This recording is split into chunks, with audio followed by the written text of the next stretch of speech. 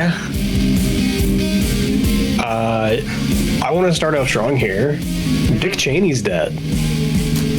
Dick down. All your favorite actresses and models. That is like a Kissinger level. Live and they die. It definitely is. It's hard to...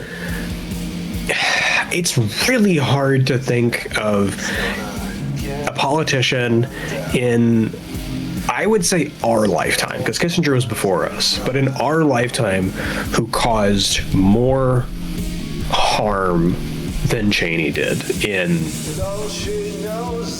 like what? I mean, I guess you could argue Trump is doing it now, but Cheney was he was like the first of this wave of just ghoulishness that we're seeing from the Republican Party, with like the explicit torturing that happened under his watch is disgusting.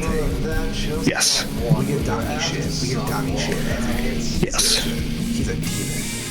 However, Yes. Cheney was worse in my opinion. Yeah, like, I feel like the thing that sums it up really well from my perspective is that we hear Trump lie about ending wars all the time. Cheney lied in order to actually start wars. Cheney was a fucker. Donnie is just a terrible salesman. And both of them have coal for heart. However, Cheney was actively looking for trouble at the time. Cheney shot a man and got away with it legally. Can we just put that? Cheney had the whole country rallying on the war on terror. Mm-hmm. That fucker, Not a lie.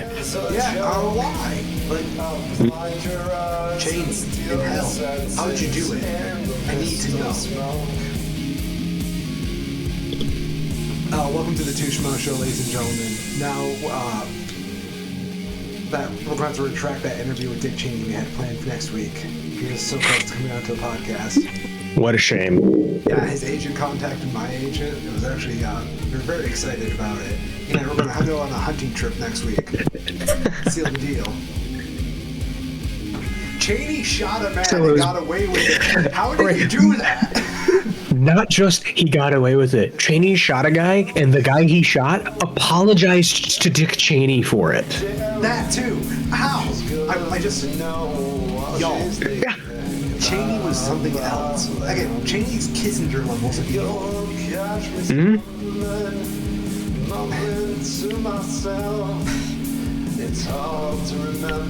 Yeah, so no tears here. I will say one of my favorite things, I think you shared it with me, I don't know if it was a tweet or whatever, but the tweet that was going around of how if Dick Cheney hadn't died, yeah, rest in peace, Dick Cheney, tonight would have killed you anyways. It's so wild. He dies. That's great.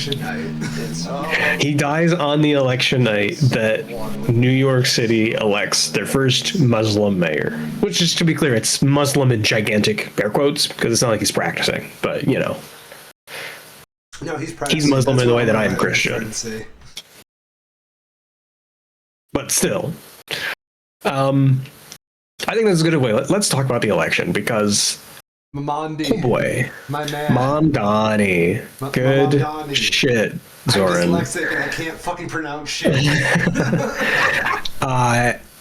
I'll be the first to say that I was feeling some pretty real anxieties over the outcomes that we were going to be seeing on Tuesday night, and I was very glad to be proven wrong.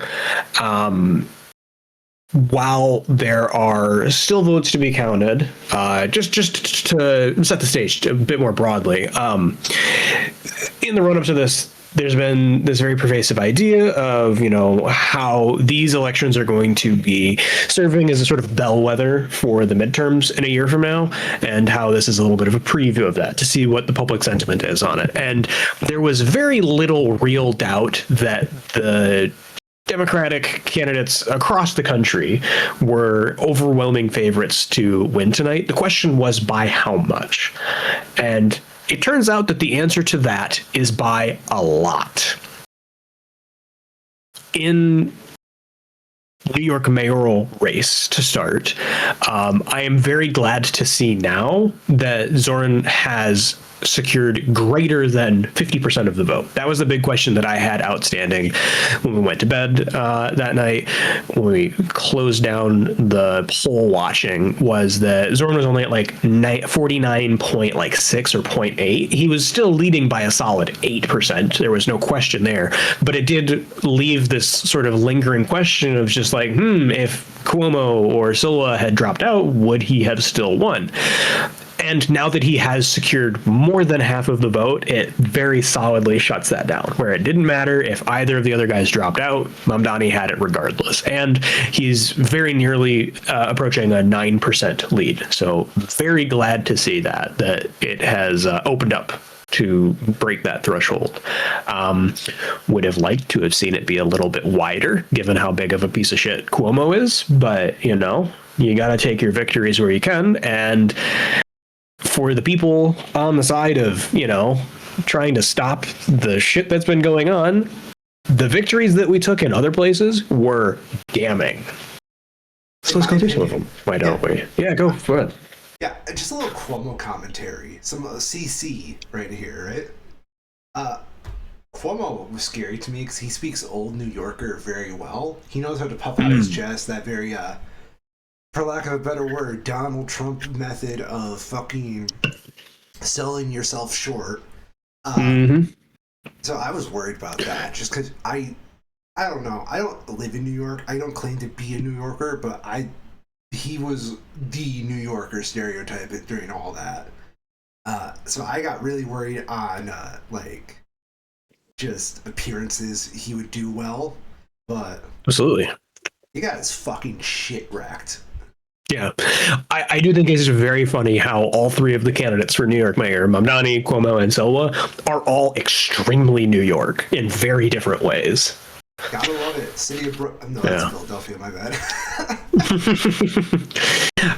But yeah, Cuomo lost the primary badly, lost the actual race again badly, even though he had the backing of something like 22 billionaires or whatever, tens of millions of dollars put into his campaign. Wasn't enough. Still got his shit rocked, and you'll love to see it. Cuomo, if you'd like to come onto the podcast, please reach out.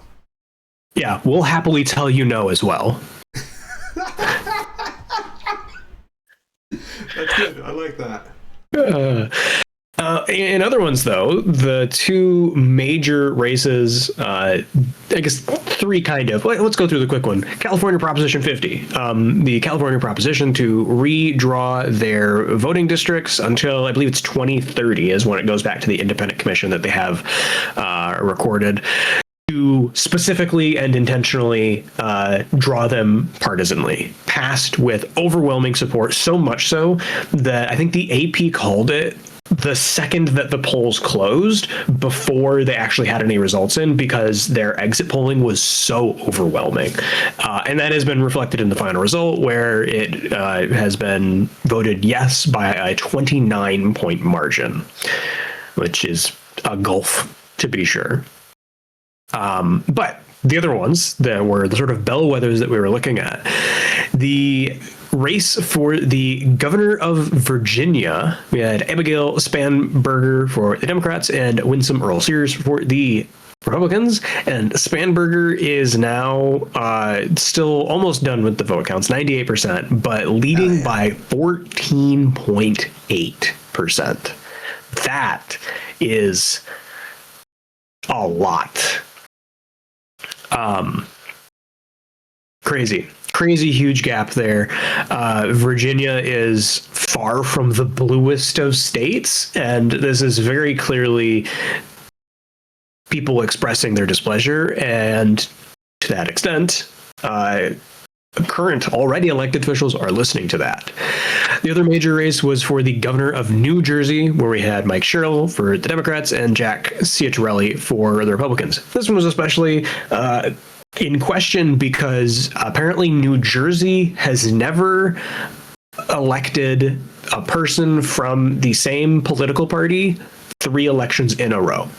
And they had a Democrat for the last 2 cycles, and that was this question of like, are they going to break that? Is the, the idea of people being that upset about the incumbents just not really fixing anything going to matter. And no, it was less than the Virginia election, but it was still a 13.4% lead.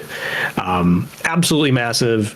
And especially in a place like New Jersey that is not, at a local level at least, explicitly always set to break one way or the other. The final one of these major races that was really, really interesting was for the Virginia Attorney General, where we had Jay Jones for the Democrats and Jason Miyares for the Republicans. And this one is especially interesting because there is a fairly moderate-sized scandal involving Jay Jones earlier this year, where he had text messages of his leaked to the press, where he was talking about in some pretty, frankly, crude and really unfortunate to see comments, talking about wishing his political opponents unwell, specifically that they die, and then going further and including those people's children. That's obviously kind of fucked up, wishing that your political opponent's children's fall ill or die or anything like that. And that cost him. He only won by, 5-6%. So significantly closer than the other races in the state, but it still swung that way. People are not happy with the state of things. You know, I do think it is kind of a reactionary false promise this election has been. Like, because let's face it, a lot of people weren't happy with Biden, right? So I think it's going to Donnie's like form of conservatism as like a way of like a promise that things will get better. And like, notice how things did not get better in the span of a year. People are fucking fed up. People very much are. We're going to be getting into that in a little bit here, but I think pretty obviously this is shown in the way that the current administration has handled this food stamp thing. This should be a layup for them, and I don't know if it's that, like, I imagine to a degree, it is that they are just kind of evil. They are not good people. They do not want the sick to be healed. They don't want the poor to be fed. They want those people to go away, and if that means that they die, they don't care. But some of those are their voters. They are getting their asses handed to themselves over it at the same time. In the Virginia race in particular, there was some comparisons to how they voted this year versus 2024, and in particular interesting since 2021. Compared to 2021, which was the year after Biden was elected, there is not a single county or city in the entire state of Virginia that shifted right. Every single one shifted blue. And even since 2024, just last year, there was only 3 counties that shifted right. Every other one shifted blue, and by usually more than 5%. Can I just make an observation real quick? Mm-hmm. Virginia is in the South. Ish, yeah. Yes. So, do you know what's really in the South? What's up? Georgia? Georgia lost 2 key Public Service Commission seats that have been solidly red for a very long time and that were statewide races. Georgia did. Georgia on my mind. Yeah. Pennsylvania voted to retain 3 liberal justices to their Supreme Court. I'm trying to find the Georgia ones. This AP article doesn't have them, unfortunately. It doesn't go to quite that local of a level. Yeah, it was extremely damning, and as much as Mikey Mike Johnson, our House of Representatives majority leader, has tried to spin this as not actually mattering that much. I tried to find his quotes, but I didn't care that much because he lies all the time anyways. So I didn't really care to find the exact quotes. He was talking earlier this week about how this isn't representative isn't representative of any major shifts, and this is a reactionary change. And sure, bud, whatever you have to tell yourself to not jack off at night while you fall asleep. You know, the thing with Mike, right? Yeah. Like, how... what I'm trying to say is, how do you not? Like, nobody gives a fuck about midterms any other time. This is a year they gave a fuck about midterms. Well, not even midterms, but like local elections at that. Yeah, because this isn't even a midterm. This is like an odd year election. It's even less than a midterm. Yeah. So, how are you not shitting yourself at the prospect of what you've just awakened? Right. I was reading somewhere that this was the first time that any candidate for the New York mayoral race has gotten more than 1 million votes since something like 1967. Like, it has been decades, and we're seeing turnout unlike anything that we have in recent history. People are pissed, Mike. There are. And thankfully, or maybe not thankfully, but interestingly, there's at least 2 people that are acknowledging that people are really not happy with the way things are going right now. And the one that's really interesting is that it's fucking Marjorie Taylor Greene again. You shared a little nugget that kind of makes all the pieces line up really well that I'm going to get to in a second. But Greene was on CNN, quote, "I don't think they should downplay it. In Georgia, we lost 2 very important seats that were statewide races. I think that should be a big wake-up call." Talking about Johnson and Thune downplaying the election results. And, you know, the reality is that she is very clearly trying to rehabilitate her image because, as you shared with me, there's strong rumors that Greene wants to run for president in 2028. And yep, that checks out. But on the other hand, the primaries. yeah. The other side of that is that if this kind of shift continues, she might be out of a job either way come then. She has to get reelected at some point here, and her district should be basically locked in, but this is going to give pause. And the other thing this is going to get pause to is Texas, because while they went and gerrymandered the shit out of their state to give themselves some more districts, there's an open question right now of whether they went too aggressive. About a month and a half ago, we talked about this when it came out, and how there was that idea of like, okay, if things do continue to get worse and things shift away from the Republicans, is there even a chance that things shift long enough that these Texas, this Texas redistricting backfires on them? And the general consensus then was like, we'd have to see a shift of like 8% in Texas for that to happen. And we might see that. The fact that it is now a question, because it was 8% on average. It's 8% in some places, it's 10% in some, it's 6% in others. There might be some of these districts, if the Republican Party can't demonstrate that they can even do something as basic as keep the government open, they might lose some of these. Dare I say, there might be a reason to have a little bit of hope going forward here. I am reserving hope until I see the bounce back on the Republican side. I agree. I think it also is, it's a really conflicting time, right? Because you see these results and it's like, hey, maybe there's a chance here. But then you're reminded that the reason we're seeing these results so potently right now is because people are literally starving. Yeah. People don't have food. They can't afford food because the grocery prices are up. No matter what the fucking president says about it, he still thinks gas is $2 a gallon. But in the meantime, people aren't getting fed. And while there is some interesting stuff going on right now, there was a ruling last week that ordered the Trump administration to fund SNAP. The administration responded and said that they will be partially funding it following that judge's ruling.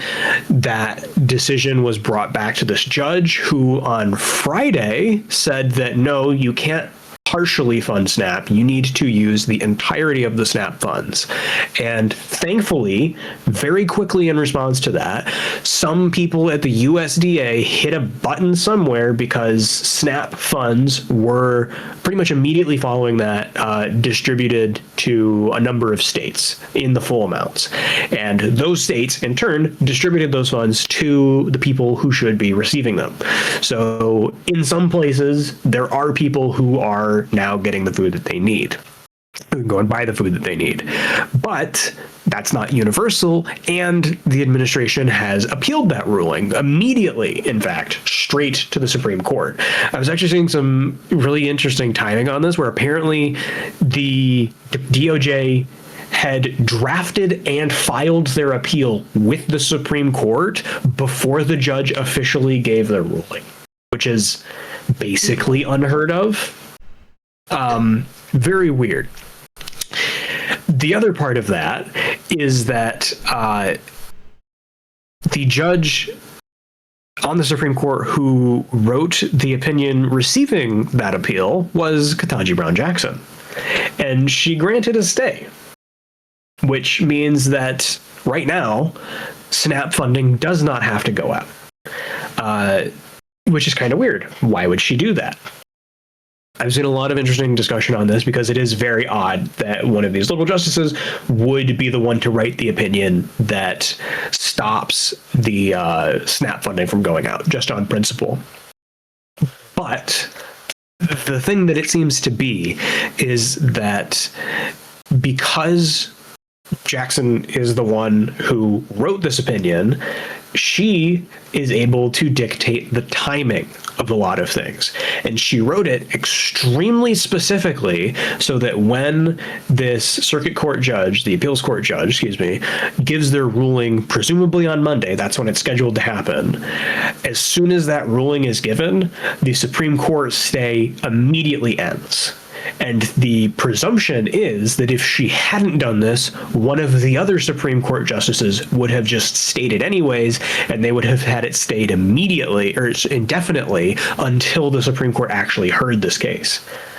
So because she was the one who wrote it, she was able to slip this piece in that should mean Monday afternoon, Monday night, there would be another window for this judge's ruling to go out and for the USDA to push more money out the door. It's very weird. It's shitty that we're in this position, but it is harm reduction, right? Yes, things stop immediately today, but it's being done because they would have been stopped tomorrow anyways, and in doing this, hopefully the day after, things actually happen.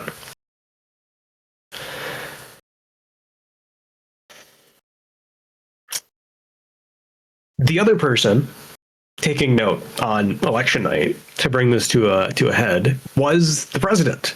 Trump himself acknowledged in a press conference that it is likely that the shutdown is hurting Republicans at the polls.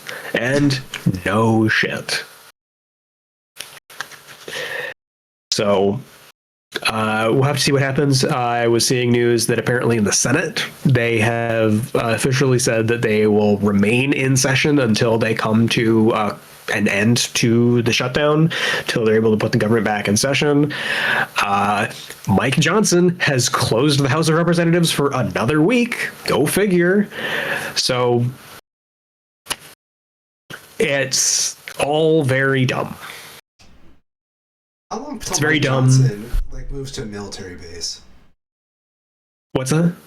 How long do you think before Mike Johnson has to move to a military base like Stephen Miller? It would be a lot harder for him to do it. Yeah. Because he does have to be present in Washington, D.C. He strikes me more as the kind of guy who would just hire private security. Miller can't afford private security like that, you know? I guess that's fair. That's very fair. I never think of Miller as a B-tier millionaire, but Yeah, I don't even know if he is a millionaire. I was just Probably asking. is, but yeah, he is politician wealthy, not majority leader of the House of Representatives doing legal insider trading wealthy.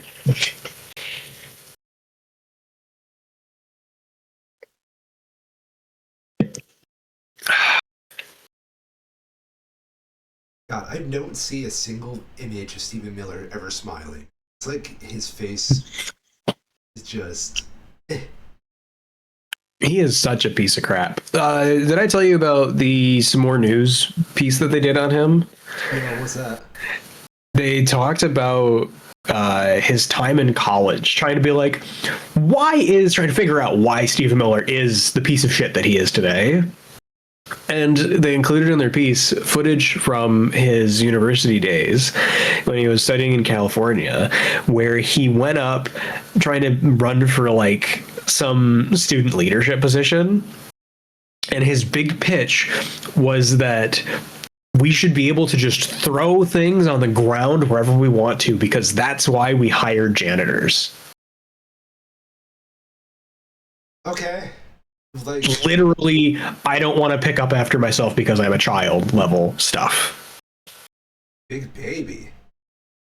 I find the whole everyone is 12 political philosophy to be kind of reductive and dumb, but these guys aren't beating the allegations. So, by his admission, since he's a security advisor and he's advising on security, we should all just be able to shoot at each other, right? Yeah, something like that. Yeah. Thanks, Stevie. Oh, Stevie Miller.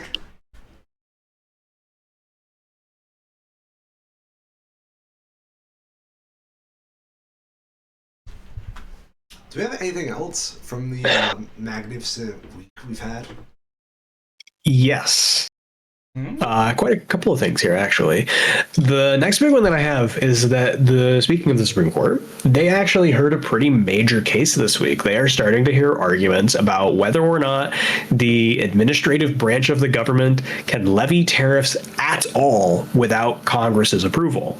And so far, they seem extremely skeptical. I enjoyed this article from Slate that was published 2 days ago, headlined, "The Supreme Court's Tariff Arguments Were a Bloodbath for Trump." And if anything, that seems like a bit of an understatement. To be expected, the three liberal justices are obviously very much on the side ruling against these tariffs being legal.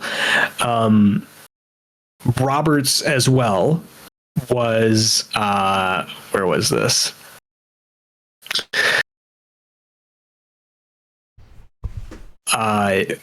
Questioned a lot about their arguing, quote, little precedential value for subsequent cases, concluding, "I don't understand how you can get as much out of Dames and Moore as you're trying to get." Basically saying that their arguments suck and he's not buying them. Not super surprising.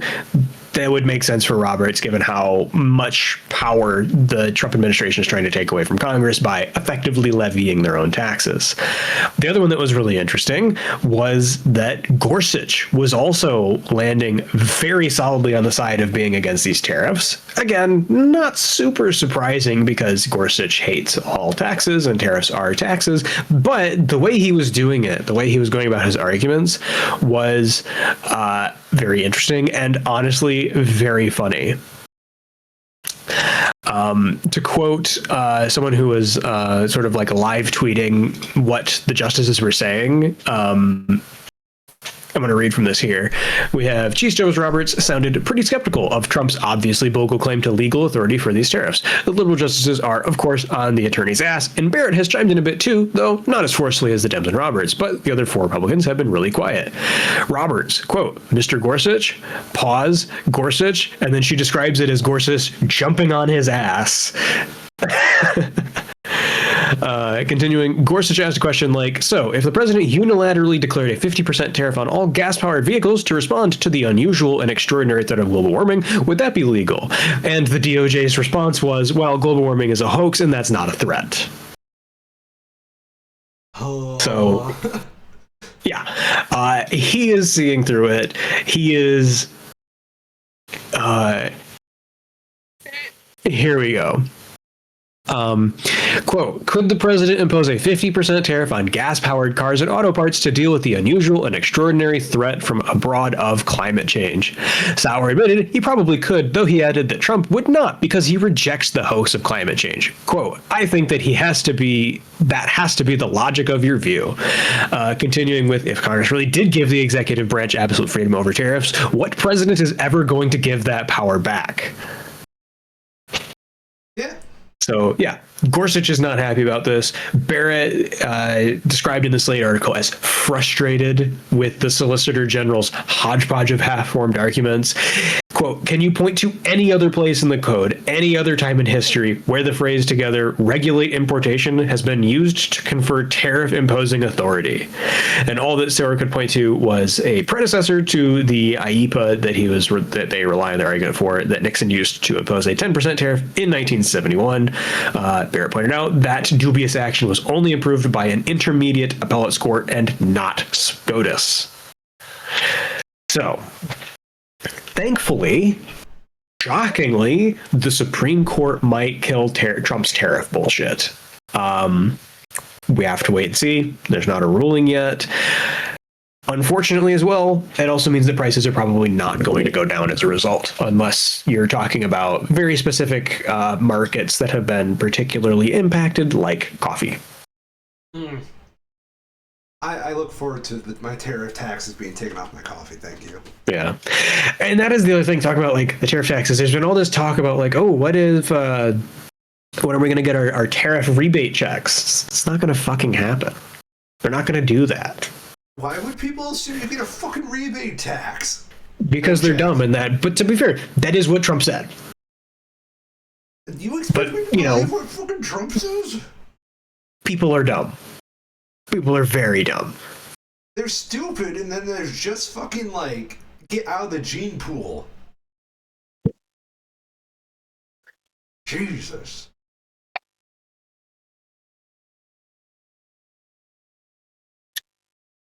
The other major piece of news that is still kind of breaking right now, honestly.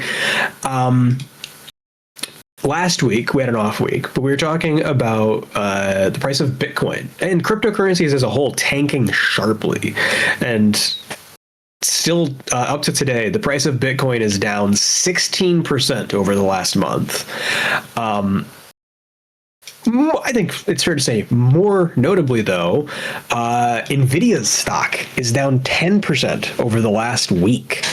They were at a low of being down 16% yesterday. They've rebounded slightly from that point in trading today. But I was immediately just trying to figure out, like, hey, wait a second, why? What the hell is going on?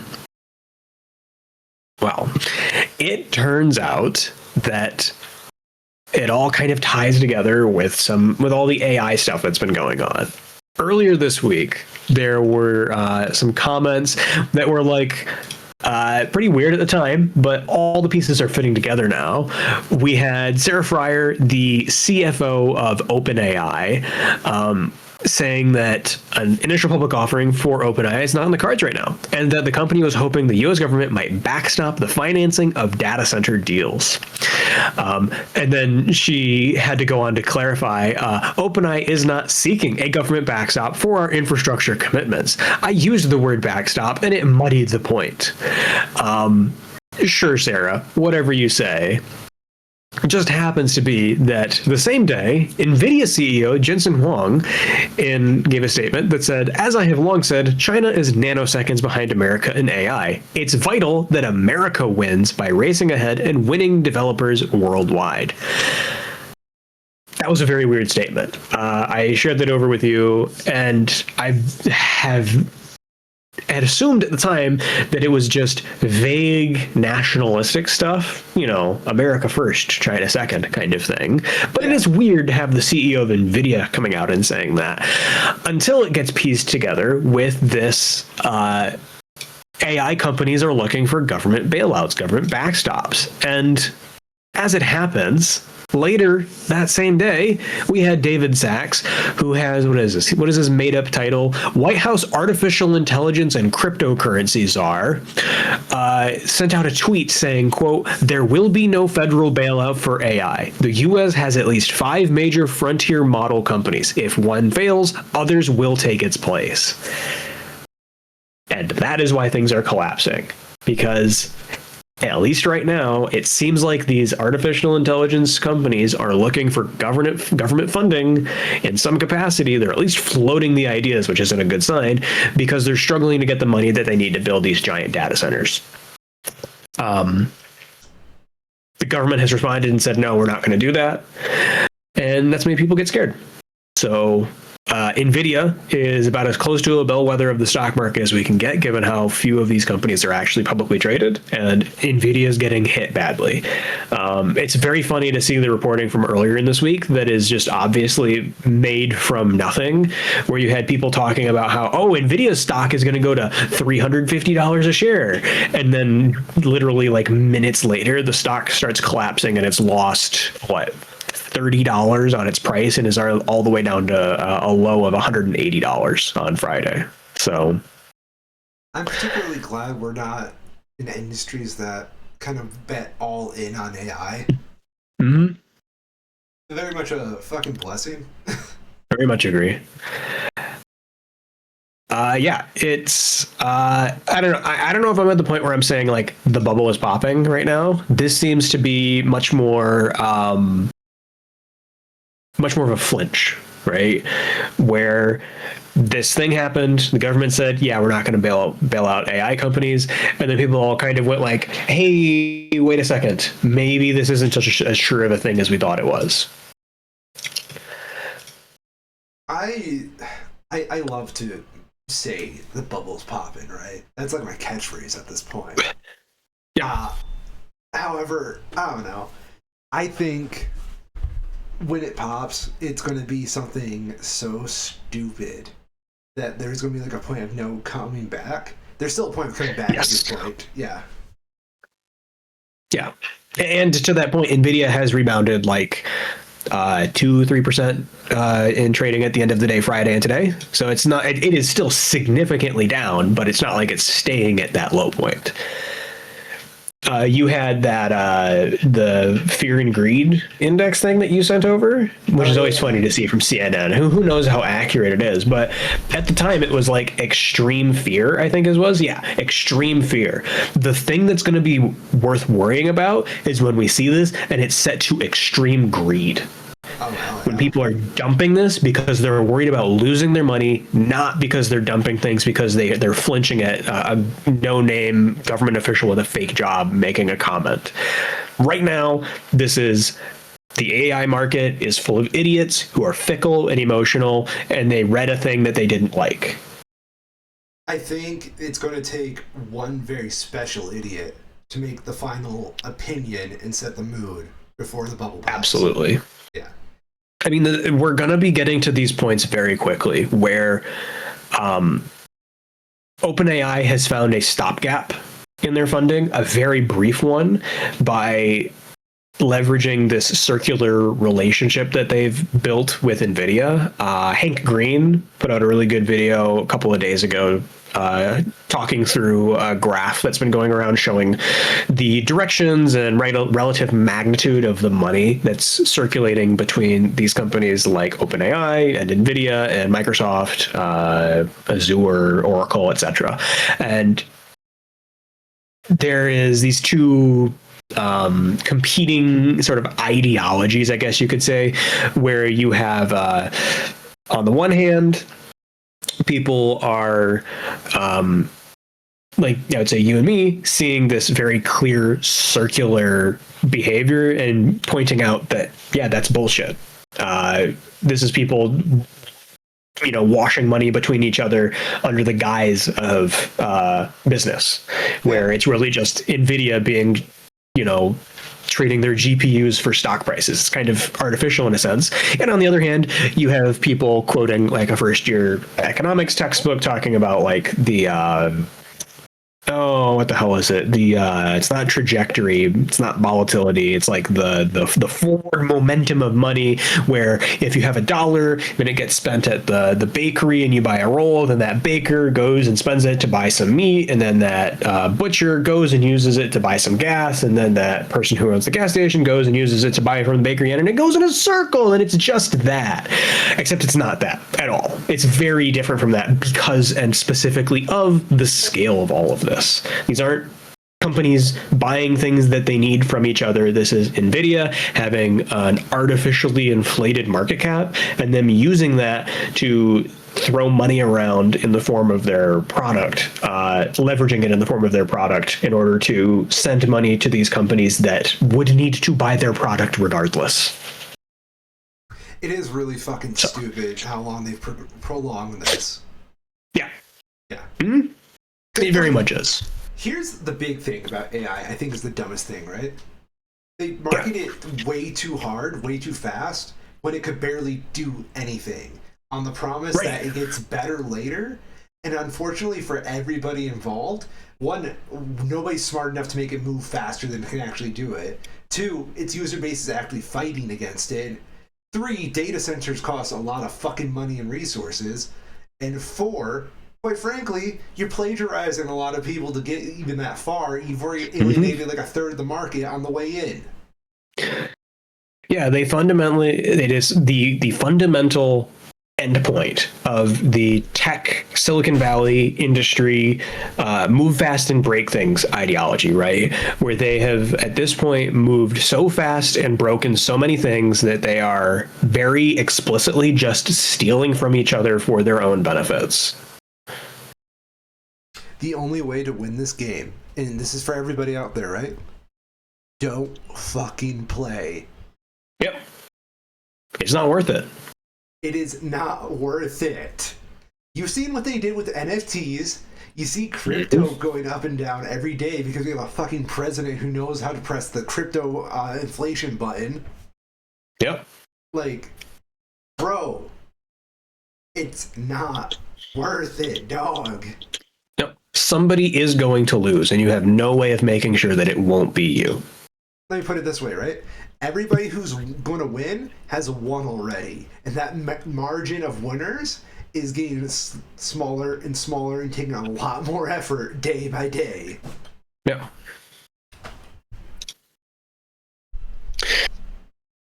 Absolutely. That being said, please make sure to buy my new NFT collection coming out here soon. NFTs are back, by the way. They're retro now. Mm-hmm. Remember they're like 2 years old. Yeah. Remember the good old days when you had money before the AI bubble popped? I remember. That's why you should buy my NFTs.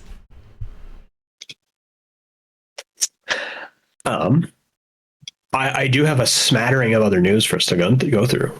Please. The sandwich guy has been found not guilty.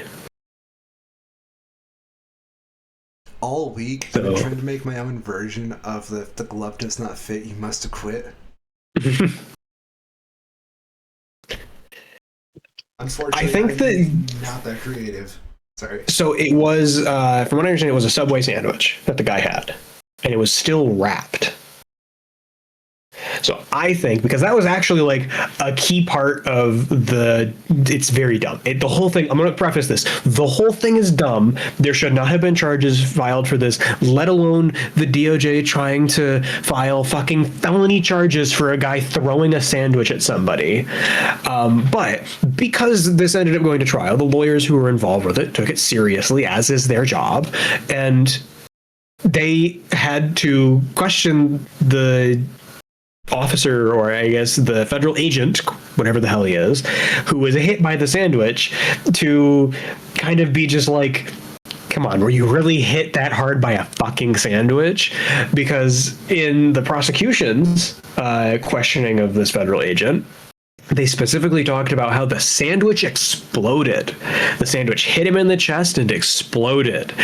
So the defense then comes up and goes like, here's a picture of the sandwich still wrapped on the ground after it hit you. Did the sandwich really explode? If the sandwich did not split, you must have quit. Yeah, that's literally what it is. If the sandwich did not split, you must have quit. There we go. And yeah, that's where we ended up. It eventually came down to a question from the jury of whether, like, what exactly does bodily injury mean? That was the question. I think it's an interesting that they asked that, because the spin of this was like, oh, this is, you know, the liberal agenda and jury nullification, and this isn't actually a real court case. But no. This jury was engaged enough. They're like, okay, we have this legal term. Can you help us to better understand what it means and if it applies to this case? And they decided that it did not apply, and the guy walked. From all of us in the Two Schmoes show, I would like to give a collective hell yeah.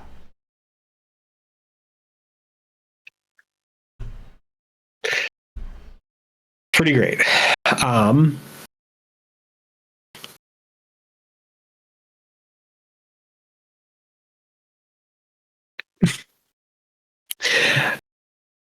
Some other news? Yeah. ICE is running into trouble finding agents to hire for their goon squads because they're so fucking dumb. We had reporting this week that ICE has been struggling to hire enough agents to meet their quotas and their criteria that they're trying to meet, because they keep testing people and finding that they can't pass their entrance exams that are open book, open internet, no time limit, and people still can't pass them. They're also finding that they are hiring people in provisional capacities, putting them into work, and then doing these examinations later and finding that they also still fail these written examinations, or that they fail physical examinations, or that they hired active drug users, or that they hired people with felony criminal records. So, how is ICE attracting all these unsavory individuals? It's a mystery, isn't it? Yeah. What a coincidence that we're not seeing U-Haul trucks full of Proud Boys roaming the streets anymore. I wonder where they went to. Jail? Maybe very briefly after January 6th, but I heard about some pardon guy who said otherwise. Quoting here from an NBC News report, Immigration and Customs Enforcement has placed new recruits into its training program before they have completed the agency's vetting process, an unusual sequence of events as it rushes to hire federal immigration officers. ICE officials only later discovered that some of the recruits failed drug testing, have disqualifying criminal backgrounds, or don't meet the physical or academic requirements to serve, sources say. And some of the recruits is doing some very heavy lifting there, because I know there was reporting from at least one particular federal law enforcement training center that over the last 3 months, nearly half of the recruits couldn't pass the written exam and were eventually sent home.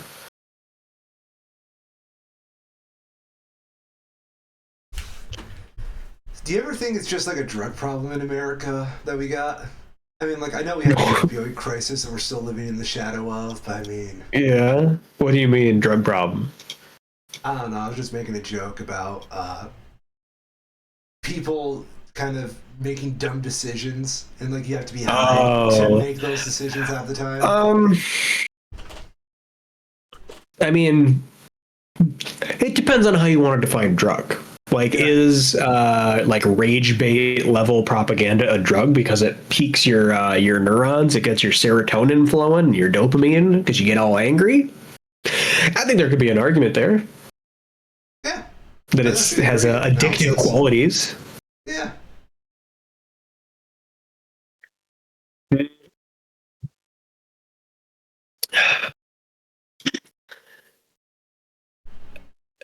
Moving on to a piece that's kind of, it is directly related to the government shutdown.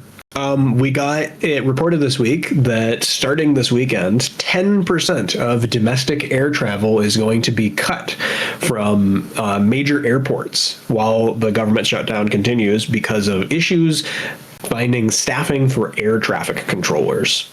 Just in time air for traffic Christmas. control. Yeah. Yeah, well, just in time for Thanksgiving, which is, I believe it's the day before Thanksgiving is the busiest air traffic day of the year on average. Oh, yeah. So yeah, we are running up to the wire on it. There was a really good. I was trying to find the exact quote or who it was from, but I can't find it now. I saw it on social media. Maybe it's fake. I don't care. It's effective communication. But some news reporter who was talking about this very casually had said something along the lines of, "Come the end of the month, we're going to be reporting to you on the day before Thanksgiving, and in the morning we're going to be at an airport, and in the afternoon we're going to be reporting from bread lines." Yeah. And it sure sums it up. So, more than 5,000 flights have been canceled or delayed due to cut traffic during the shutdown. Domestic flights at 40 of the country's busiest airports are being affected as pressure is trying to ease pressure on air traffic controllers. The FAA is saying that reductions will start at 4% of internal flights before rising to 10% by the end of this next week, or, quote, up to 15 or 20% if the shutdown doesn't end relatively soon. Many airlines have been thankfully doing like the bare minimum here. There was a statement from the United CEO, I think it was, who has said something like, if you have a flight between like now and the end of the weekend and you haven't been told that it's canceled, it is not canceled. So they are taking steps to make sure that people don't like get to the airport and find out then that their flights are canceled. They're being proactive and making sure that things aren't a complete shit show. That was my concern, is that you'd have all these people who were like, is my flight canceled or not? I have no idea. And they're getting to the airport and they're trying to figure things out, and it balloons from there into this giant problem because somebody who's just learning that their flight has been canceled as they go to check their bag or go through TSA is going to take longer to get through that process than somebody who's just doing the thing that they're there to do. So thankfully they are doing the bare minimum. But it's bad. A major problem of it is that our air traffic controllers are all already extremely overworked to start with, and they're now being asked to basically work unpaid overtime indefinitely. And credit to them, a lot of them are saying no. And that's where these staffing shortages are coming from. No, good on them. Yeah. Know your worth. Yeah, you know your worth, and it sucks, but it is important for people to feel the impact, the real impact of a government shutdown. It's that people aren't getting paid, and when people aren't getting paid, they're not going to do the job that they're paid to do. Or if they are, they're not going to do it as well, because of course they're not. They're going fucking hungry. So, it sucks, but hopefully, just let people have their healthcare subsidies so they don't have to pay quadruple what they are now come January, and sign in the House of Representatives member from Arizona, and problem solved. Yeah, no consequences. No consequences. It's that easy, one would assume. Mikey Mike, you would get so far as like a national hero at that point. Everybody would love you, Mike. It's bizarre, isn't it? That was honestly what I was expecting, is that they would slow walk this right up until before the election, and they'd be like, oh, you know what? We're the good guys. We'll give you the food that you need because we're the good guys and we want to make sure that you're fed and safe. And then they just barreled through that week without doing anything. It's bizarre. We've been naughty little voters and must suffer. Mm-hmm.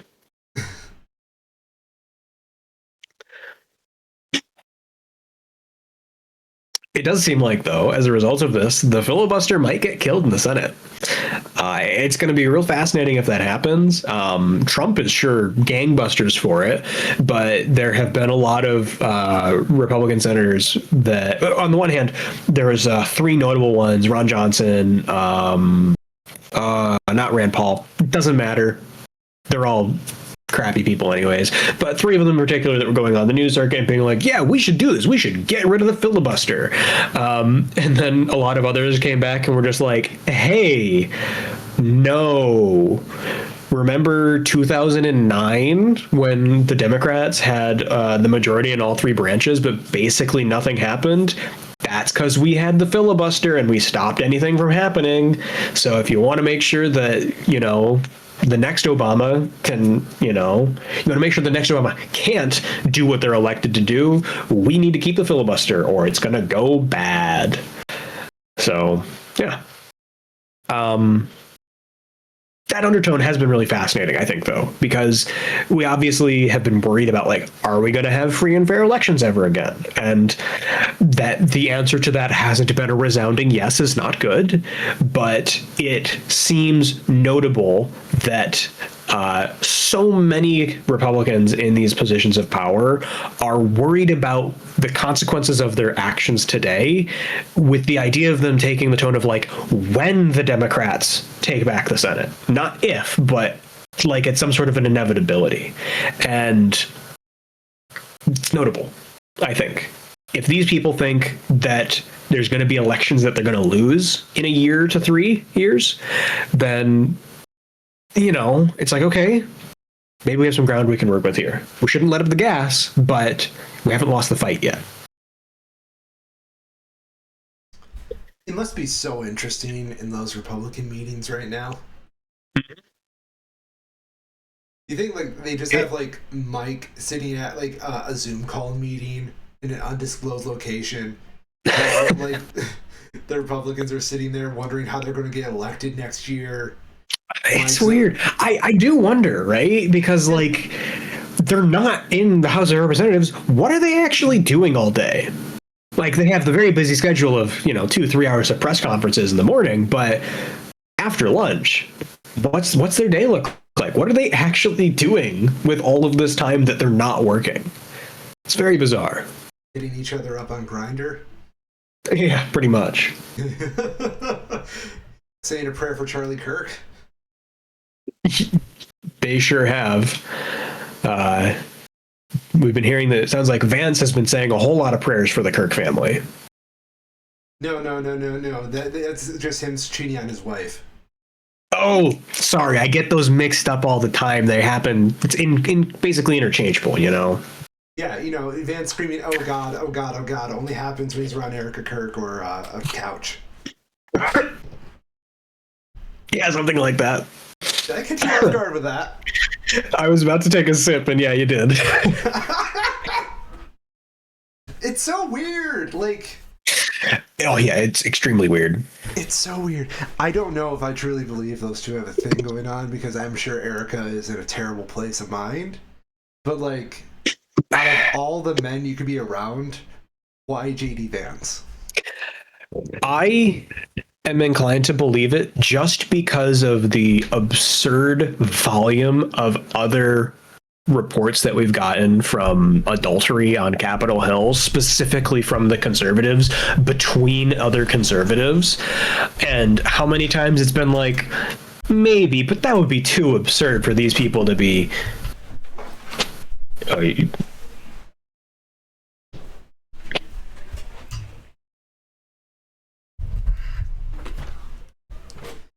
Sorry about that. We had something just happen at our door, so I had to go run and check that while recording. All good, all good. Yeah. Good to keep going? Yeah, totally.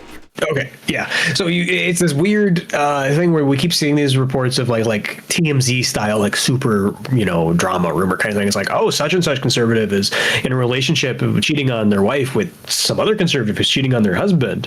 And it's just like, okay, that's funny, but there's no way that's actually happening. That would be too on the nose. And then like 3 weeks later, we find out that no, actually they're just doing that. And they've been doing it for months. So I'm at the point now where if I hear a rumor that Republicans are cheating on their spouses with somebody else, I'm believing it first, and I'll apologize for that later, but I expect I won't need to. Damn. Sounds like Donnie won't be the only one sleeping alone in the White House, am I right? Yeah. That was a two. Speaking of Donnie's White House, really interesting statement day before yesterday, from the CEO of JP Morgan Chase. Yes. JP Morgan Chase was on CNN being interviewed. This is JP Morgan Chase CEO Jamie Dimon was being interviewed on CNN. And it was noted how JP Morgan Chase was not listed among the companies that have donated towards the White House East Wing Ballroom project. Dimon's response was this, quote, "We have an issue, which is anything we do, since we do a lot of contracts with governments here and around the world, we have to be very careful about how anything is perceived, and also how the next DOJ is going to deal with it. We're quite conscious of risks we bear by doing anything that looks like buying favors or anything like that. So do we do things like that? And by the way, we also have policies where we don't do certain things because it makes it easier for us." So, to paraphrase, this is the CEO of JP Morgan Chase being asked about why they're not spending money, giving money to the president to fund a White House ballroom, and their response is that they're concerned about how the next DOJ is going to deal with it, implying that they're concerned that the DOJ that comes after this one is going to do something about this. Yes. Yeah.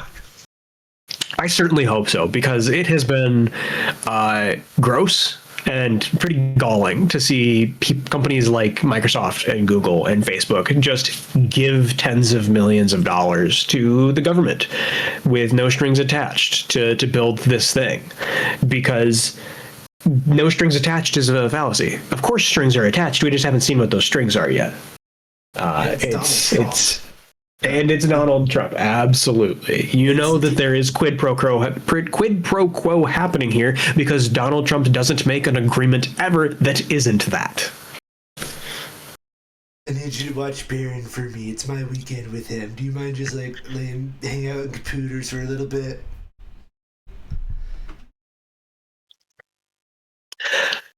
Last piece of news I have is one that I kept from you at the start of this, because it is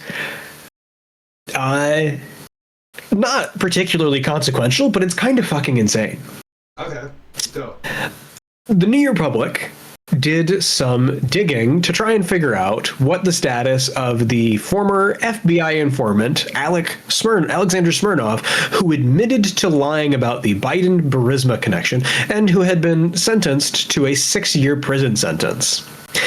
They found, when they questioned, they put in some information to request from the prison he was staying, where to go? That, quote, an employee at the prison confirmed to the process server that while, quote, Smirnov is affiliated with the facility, that he was not currently housed there and was advised to call back in approximately 15 days, as Smirnov may or may not return to the facility by that time. The New Republic reports that this representative was notably guarded and provided minimal information beyond that.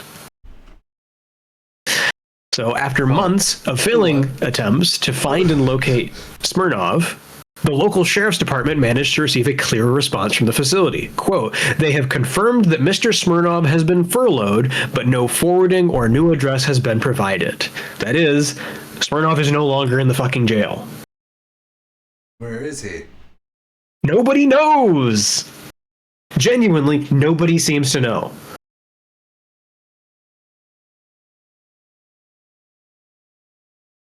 Yeah. Epstein bullshit. Yeah, it's really fucked. To quote the Oregon criminal defense attorney Bear Wilner Knott, who was interviewed as a part of this, I can say for sure based on the information I have that a pardon deal is in the works, but if one were, this is what it could look like. I can say that this is an extraordinarily concerning way for the government to be treating someone when they are already accused of improper connections with him. Holy fuck. So yeah.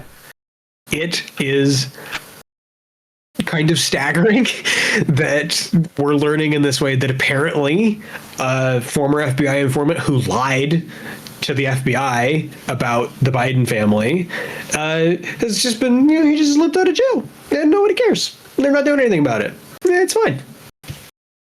How are they so good at doing this shit, but they can't do like the most basic level of fascism? I mean, that's the thing, though, is like, are they that good at it? Because literally all it took was somebody asking. Yeah. And it's like, oh, yeah, no, we don't have them anymore. Like that, and to be clear, I do think that that is a major part of what their strategy relies on. They are entirely reliant on people not asking questions or going along with things assuming that it is correct. They don't ask like, hey, where's this guy who should be in jail? Is he still in jail?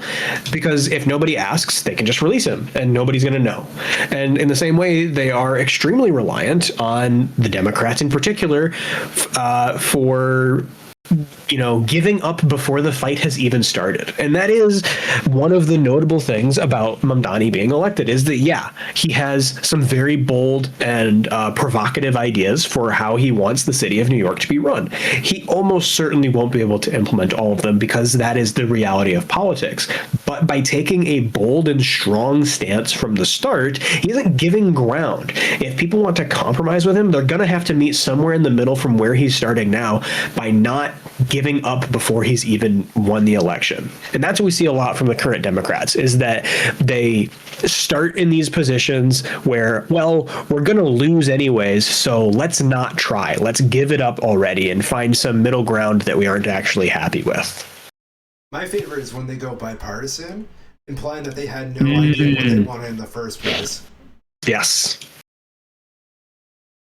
Or when they go bipartisan by cutting off a quarter of their political party in order to get a couple of Republican votes. It's just the buzzword right now, Mr. Kyril. All you have to do is just say you're bipartisan, and automatically you lose 30% of your votes and only get 8 more. It's just mathematics, my dude. Listen, you see, I am a proud fan of the city of New York, right? Mm-hmm. And I want to make sure New York is the best it can be. But I can't get there without bipartisan effort from my friend Godzilla.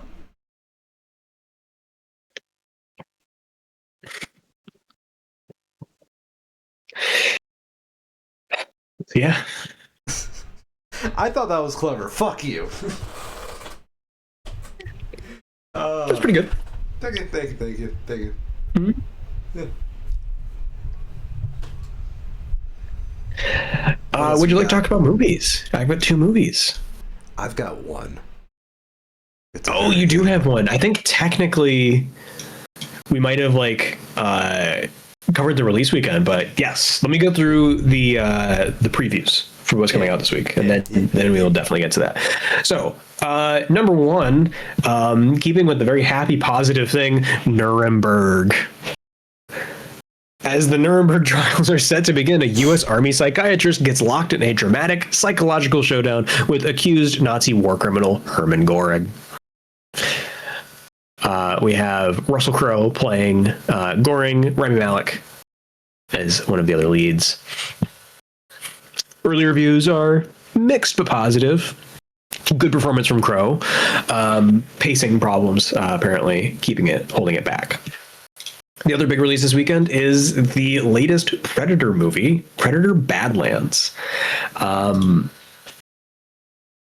Set in the future on a remote planet where a young predator outcast from his clan finds an unlikely ally in Thea, a synthetic, and embarks on a treacherous journey in search of the ultimate adversary. I mean, it's a Predator movie. Yeah. So, you kind of know what you're getting into from the start of it, but 85% from critics, 96% from audiences. Pretty overwhelmingly positive. I'll be honest, I am here for this Alien and Predator revival that we're in kind of now. We had Romulus last year. We've got Badlands this year. Both Romulus was sick. Badlands looks pretty sick. I'm here for it. Who knew the one franchise Disney would revive that would work from Fox is Alien? Yeah, right? With that, what do you got? My movie of the year is Del Toro's Frankenstein. It's not even fucking close. I know Knives Out is coming out soon, but I don't give a fuck. It's probably not going to be as good as fucking Frankenstein. Yeah. I am worried about that with the the next Knives Out. It's probably, it's going to be good still, right? Yeah. But there was a noticeable slope from 1 to 2, and still very good, but yeah. Like, I think the first Knives Out, the beauty of that movie is that it really is a commentary on the genre that it's in. Yes, absolutely. It can only get you with that twist once. And Glass Onion, to its credit, still does the twist right, but you kind of know it's coming in because if you've seen the first movie. So yeah, especially with the performance from Daniel Craig, it's incredible. But the second time you see it, it doesn't hit you quite the same. I think it's interesting with Glass Onion because it is the same performance. It's just a different facet. Which Daniel Craig in the first Knives Out, he's like this fucking bloodhound, out for blood, But he's still a nice guy at the end. Yeah. You think he's just like a cab, another cop just looking for his kill, but he's not. And it's pretty refreshing about the character. Where in Glass Onion, he's like, I'm just a guy on vacation. I'm enjoying myself. No, I'm actually still a bloodhound looking for blood. So I'll just have to hold judgment till I see the movie. Absolutely. Frankenstein, though. Frankenstein. What a movie. I went to go see it, the Celebration North, because they did a very limited release of it, because Netflix is fucking weird and they want all the Oscars. The first time I ever went there at Celebration North, I saw Amazing Spider-Man 2. Between that and this, those are like my two big memories. I also saw Castle in the Sky there, now that I think about it. But like, guess which one of them got the fucking ovation at the end? Frankenstein? No! Oh. Spider-Man 2? Spider-Man 2. Really? Okay. I mean, yeah, I kind of get it, but... Yeah. Sorry. No. Is this Spider-Man 2 or Spider-Man 2.0? Or 2.1? What the hell did they call that? No, it's Amazing Spider-Man 2. Like, Andrew Garfield. Oh, well, of course he got a standing ovation. Remy... the Raimi Spider-Man 2 was called Spider-Man 2.1, just to get that out of my brain. No, Frankenstein, it really ignited my imagination. It is so fucking well done. It made me go out and listen to like the audiobook. Because I just wanted to consume the original material. Problem with the audiobook that I happened to get was it was an abridged edition with Kenneth Branagh. Yeah, Branagh. So like something like that. It was terribly abridged. I hated it. It was the worst thing ever. Yeah. So you tell the original text and when they had to condense stuff with their own paragraphs. But no, I highly recommend anybody with a soul go see Frankenstein. And if you don't have a soul, still go see that fucking movie. I'm curious. Have you seen Del Toro's Pinocchio? Yes. Okay. For those who don't know, I'm a huge Del Toro fan.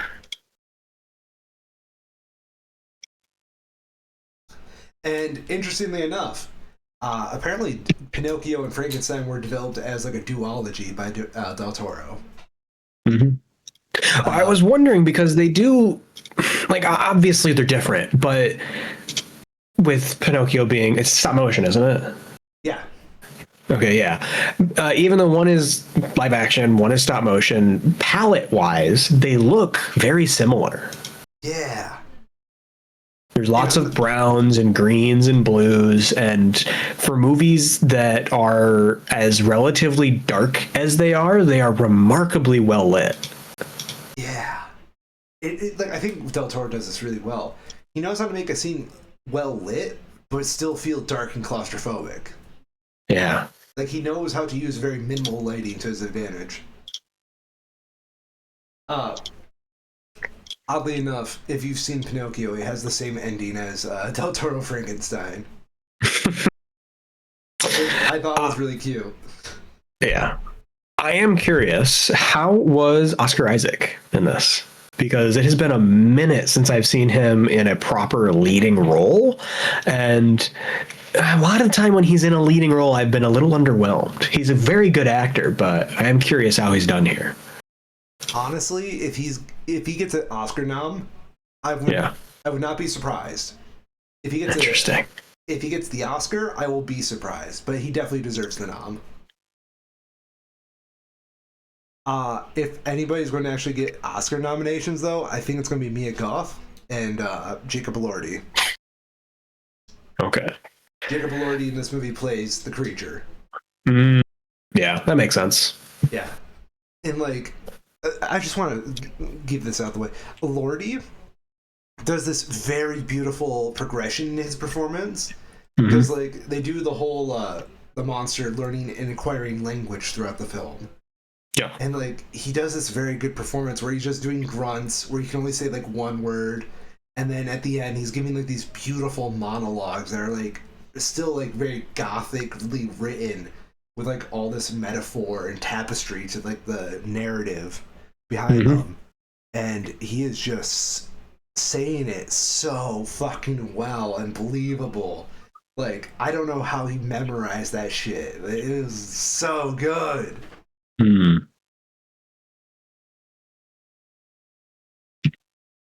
I did have one thing. Sorry. I wanted to point out one thing from the Rotten Tomatoes page. I'm looking at this. There's a picture that I'm pretty sure is like a behind the scenes thing because it has the big camera arm in shot, but it is the most video game ass looking thing I've ever seen on Rotten Tomatoes website. Oh yeah, doesn't that just look like a fucking level? Yeah. This is like Uncharted 0, the Frankenstein adventure where they go look for treasure. I was about to say, do you have to go out and get the body parts? Yeah. There you go. That's it. That's the game. Naughty Dog, bring us up. Credit to Del Toro for the lighting. Yeah, it's remarkable. It really is. You need just in like individual pictures. That's a hard thing to get in a picture, but you can really see how, I don't know, extreme maybe isn't quite the right word, but how intentional it is. It's so fucking good. Like, I liked Pinocchio enough. Like, enough that I truly believed it deserved, like, the, you know, the Oscar that it won for, like, Best Animated Movie. But this just blew everything out of the water. I could not tell you enough good things about this movie. Like, what's the word I'm looking for? It is kind of, if you've watched a lot of Del Toro movies like I have, it's kind of like a culmination of everything he's acquired beforehand. And it's so well focused to the story itself. Oscar Isaac, I honestly, this is my favorite role he's ever been in. Yeah. I can't say it's good. I obviously haven't seen it, but just knowing his filmography, like, the only thing that's possibly on the same level is either has to be his role as Poe Dameron in Star Wars, which, come on, or as King Atreides in Dune, which is supporting at best, I think, given how much more movie there is after he dies. I think what won me over is Oscar Isaac. His introduction scene is so well acted. Because, like, again, they speak these very flowery, purple prose-esque, like, Victorian language throughout it. And Oscar Isaac pulls it off so fucking well. I heard, interestingly, he, like, based Victor Frankenstein off rock stars like Mick Jagger and David Bowie. And you get that with kind of the way that he gestures a lot. And he, like, shows off the science behind creating monsters.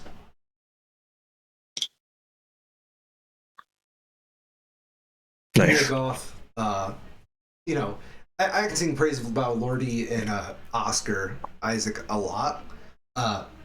Mia Goth, though, I didn't go into this movie like thinking she'd be that big into it just because I knew her character, but like, she has really good fucking chemistry with Oscar Isaac.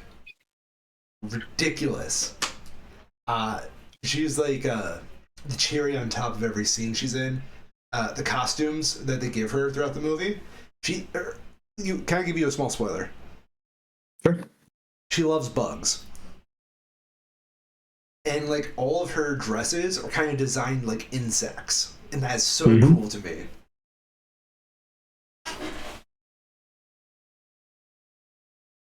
She has really good sorry? I was gonna say Del Toro is good with details like that. It really shows. The work that I know him best for is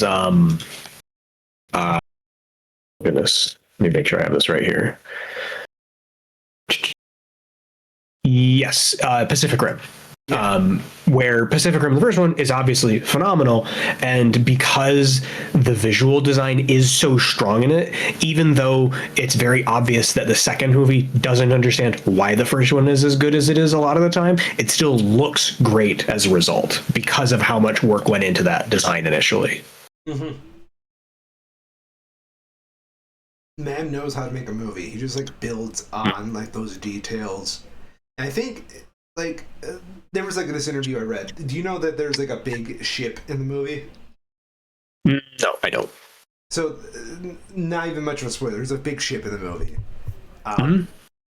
And he was having this conversation with like, I think it was, I don't know who, but it was a conversation about like it's cheaper to make the ship out of CGI than to build the set. But right. For him, the whole movie would just be bad if they couldn't be bothered to do an actual ship set. That is extreme. As a major Master and Commander fanboy, that is extremely based. Isn't it, though? Just the idea, like, he described it as, like, when you have a ship and it's got, like, a name and, like, respected by a crew and whatnot, it's basically a character. And if you're not going to make the monster CGI, why should you make the ship CGI? Mm-hmm. Absolutely.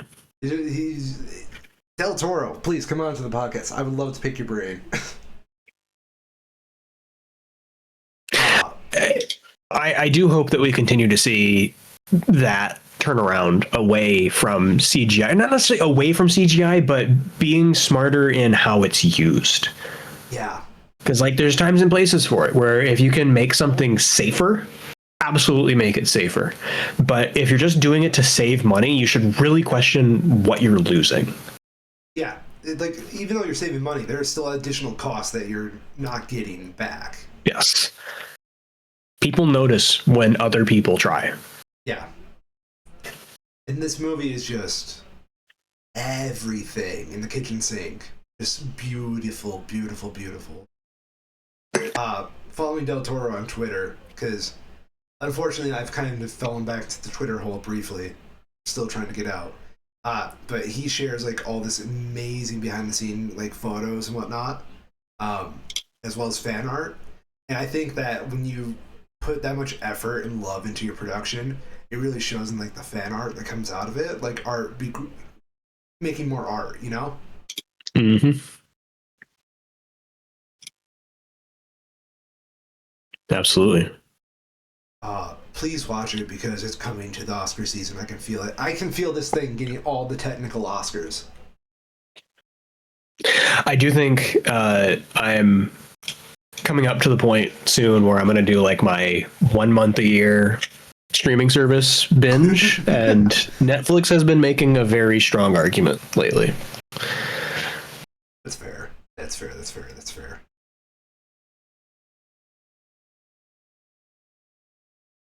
Did we have anything else for the show? That's all I got. That's all I got as well. I'm Nathan Ryan, and I've been a Schmo. And I'm Kyle, and I'm also a Schmo. And this has been your excuse to go fucking watch Frankenstein. Get the fuck out of here and go watch that shit.